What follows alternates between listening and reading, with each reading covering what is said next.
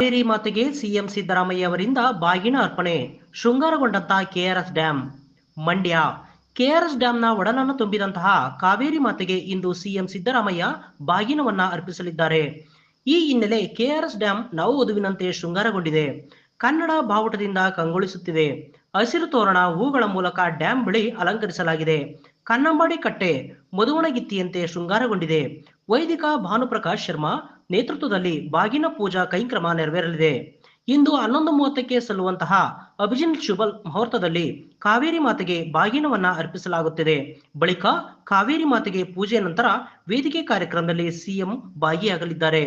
DCM DK Shivakumar, ಸಚಿವ N. Cheluvarayaswamy ಸೇರಿದಂತೆ ಹಲವು ಸಚಿವರು, ಶಾಸಕರು ಭಾಗಿಯಾಗಲಿದ್ದಾರೆ.